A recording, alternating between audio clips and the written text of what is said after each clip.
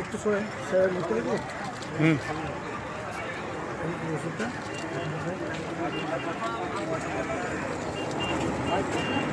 আমি আজকে এসেছিলাম মোরাদপুর এই শেখ আমির ভাইয়ের কাছে, এখানে দাদার কাছে। এখানে এসেছিলাম একটা আমাদের গ্রামে একটা কুকুরের কানের মধ্যে কত কুকুরের ঘা হয়েছে, সেই ঘাটাকে ঠিক করার জন্যে এনার কাছে আমি এসেছি এবং এনার কাছে ওষুধ এবং পরামর্শ নিয়ে যাচ্ছি। আমাদের গ্রামে গিয়ে ওই অবলা কুকুর যারা আছে তাদেরকে কীভাবে ওষুধ দেওয়া যায় বা কীভাবে তাদের ট্রিটমেন্ট করা যায় সেটা আমি আমিতার কাছ থেকে এসে শিখেছি এবং আমিতা আমাদেরকে অনেককে হেল্প করেছে এবং পরবর্তীকালেও হেল্প করবে, হ্যাঁ, যতটা সম্ভব।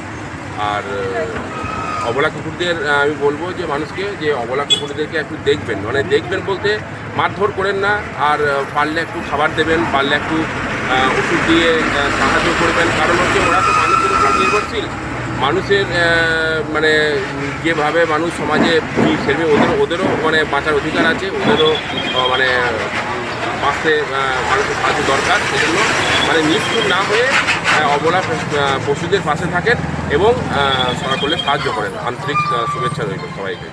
স্যার আমি যেটা বলতে চাইছি আপনাকে যে স্যার এই অবলা প্রাণী পথ কুকুর অর্থাৎ মানুষ, আপনি কি পরামর্শ নিয়ে যে অবলা প্রাণী এইভাবে সেবা শুশ্রূষা করবেন তাই কাজ হয় সেটা তো?